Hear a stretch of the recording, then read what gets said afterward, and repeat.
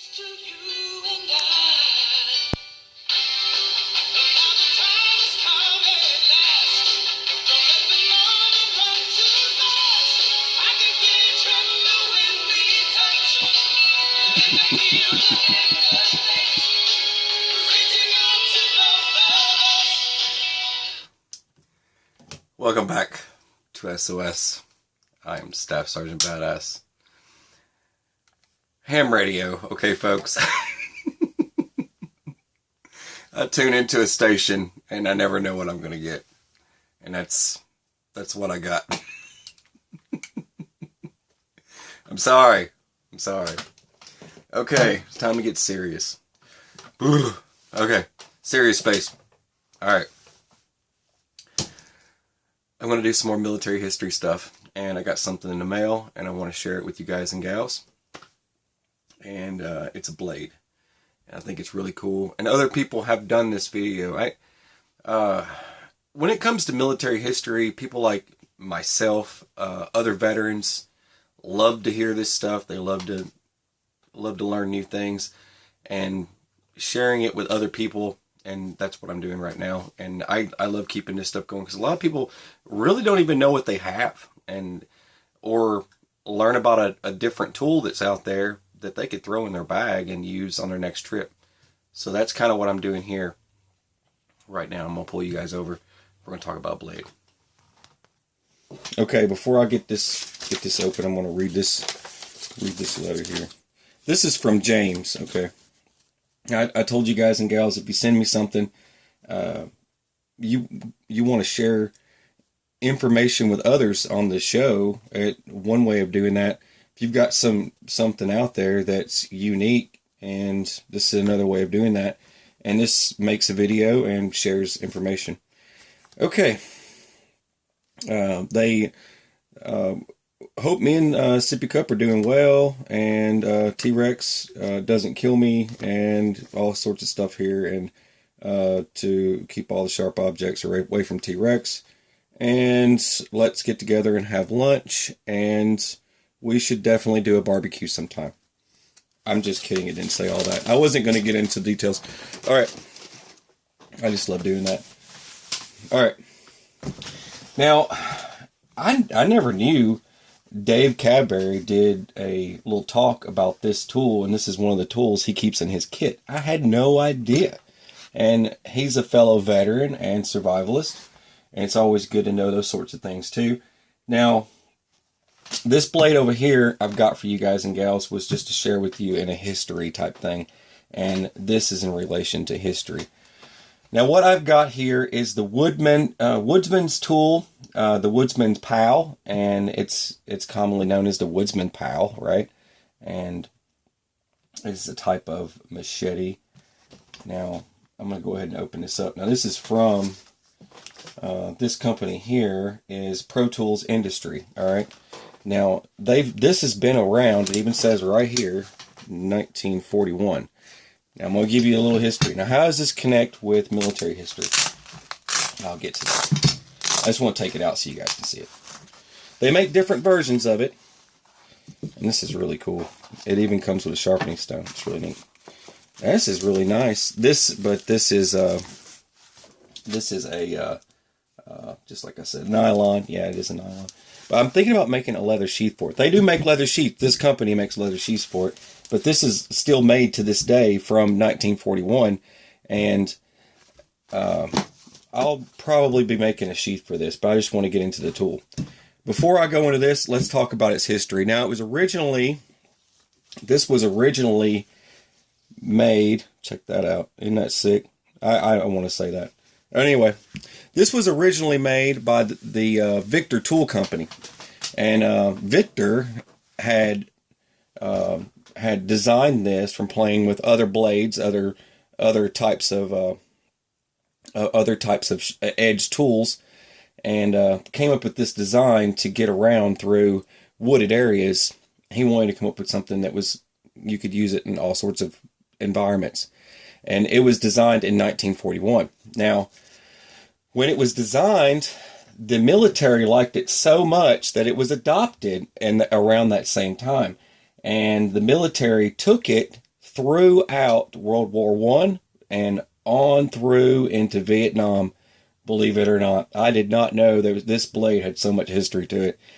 I don't have an original from Vietnam or World War One, but it is still the exact same as it was during that time period. Now, the Victor Tool Company version of it had a handguard here, and it also had a leather wrapped handle.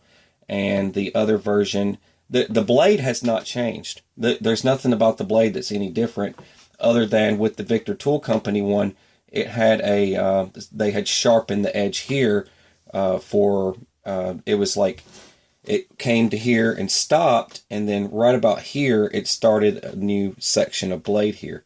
That's the only difference that I've seen from looking at history photos, because I went and did a lot of research on it and for what reasons this was developed. Now, it's made in the USA. It's still made in the USA today.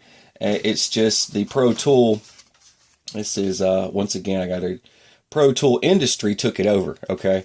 So they still make this, and they make it in different styles. They also make them with leather sheaths, and it's affordable. You could buy this. It's not that expensive. It's like 68 bucks-ish, 70 bucks-ish, roughly around there. You might find a cheaper one somewhere, but they're all over the place. All you got to do is type in Woodsman Pal, and instantly they start coming up all over the place, for those of you that are interested in it. So, let's explain the blade real quick. Now, this actually, I'm dropping stuff on the floor. This actually, I think it is probably, from its design, is going to be more functional, and in a jungle environment, in jungle environments, it's going to far exceed what it's going to be used for in woods use, because of this brush knife. Now, this is a brush blade. So basically what you're doing, you can chop.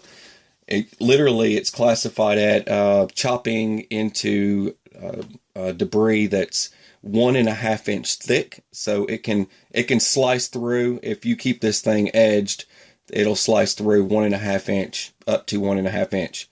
So if it's any bigger than that, you might have to make a couple of whacks at it. But on average, 1.5 is about what it's rated at for chopping down debris. And the brush blade, this is used for when you're swinging like this or like this. So the handle, you can switch both ways. You can use it like this, and you've got that notch there, and it feels great to hold it. And this angle, and that's the reason why I brought the machete out. This angle has a lot to do with what it can cut. It angles forward, okay? That's why it can cut through a lot more stuff, because if it's angled forward versus just straight up.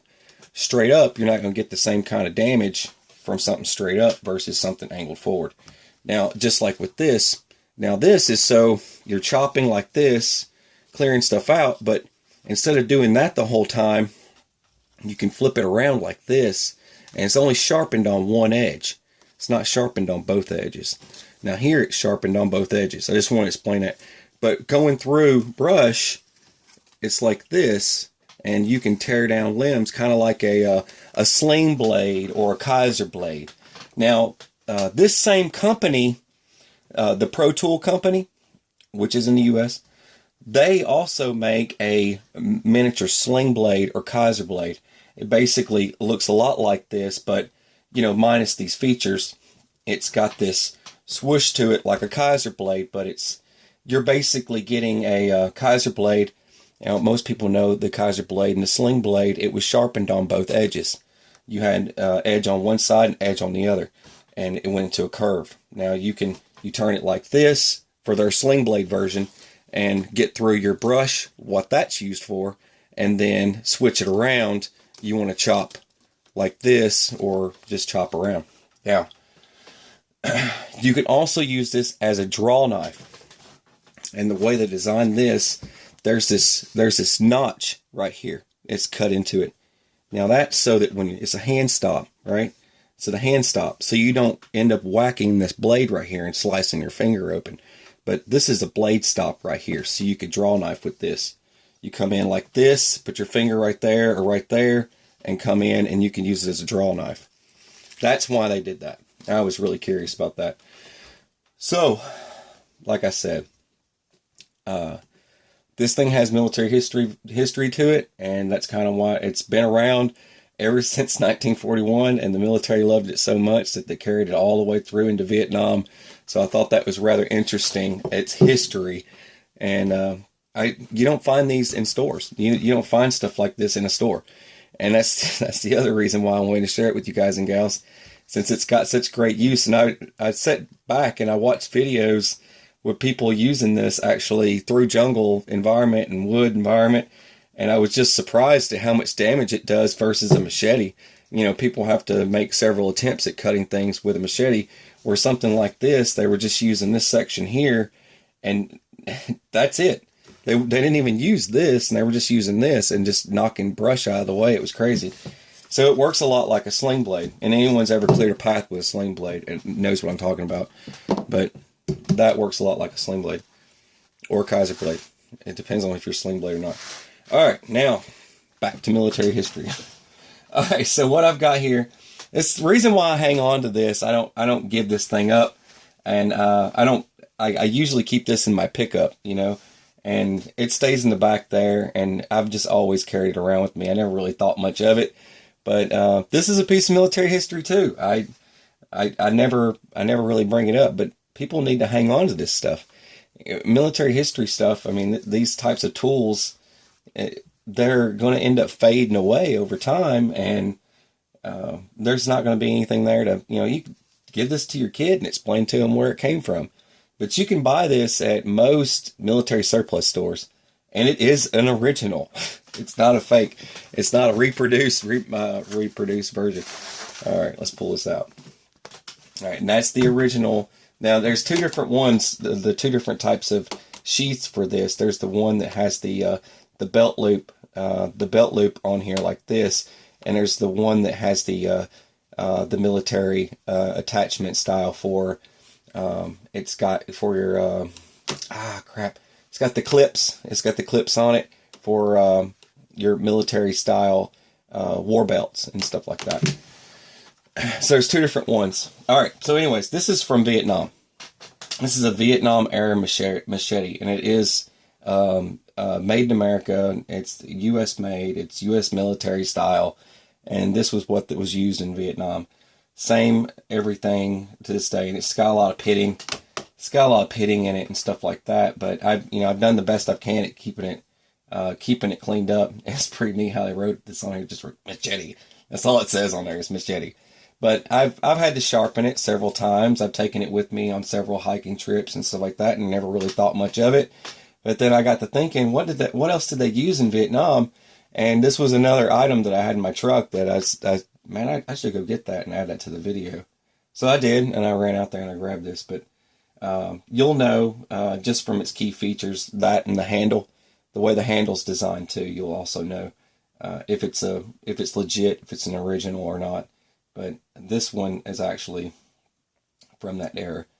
I don't know if I don't know if it ever deployed. If it could talk, I guess it would let me know if it deployed or not. But I have no idea. But this was purchased at a military surplus years and years and years ago. I bought this many years ago when I was getting into this stuff and into this survivalist type stuff. Didn't even know what I had. Didn't know what I was buying. But I purchased it, and now today I go back and I look and say, wait, that's from Vietnam. I remember that, and sure is. But yeah, this item and this item, you can just picture them doing work out in the jungles. But I think this would be far superior in jungle environments versus something like this. But it's another cool item. This can you can baton with it.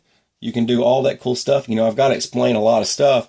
There's people who are going to ask me questions after I do the video, and so it's always good to try and think of as much stuff as I can while I'm doing the video. But yeah, you can definitely baton with this. You could totally set up a camp with this thing and get where you needed to go, and but this thing would stay on your side the whole time. It's really doesn't have a lot of limitations as to what it can do. It just can't stab. You're not going to be stabbing with it. You could definitely use it for zombies, but I like the angle from here, you know, you got this cut here and you've got this cut here. So when you switch sides to here, see how that works? You switch sides to here and it automatically feels comfortable in your hand again, and it supports your wrist. Then you flip it around like this, and see the blade's going to be pulling in this direction like this, so you need your support back here. See how that works? So here, you're going to be pulling like this and sliding. So it's going to be making a sliding motion. So the way the handle's designed is perfect. But anyway, I just thought I would share that with you guys and gals. I know a lot of you out there like this sort of stuff. I'm going to start adding things like this to the channel. Since we are multi-channel, you know, we kind of go in every single direction. But I thought a lot of you would probably appreciate that I did that. So there you go. That's this is the Woodsman's Pal for you. Okay, you're watching SOS. I'm Badass. Have a beautiful, fantastic, fabulous Military History Day, and take it easy.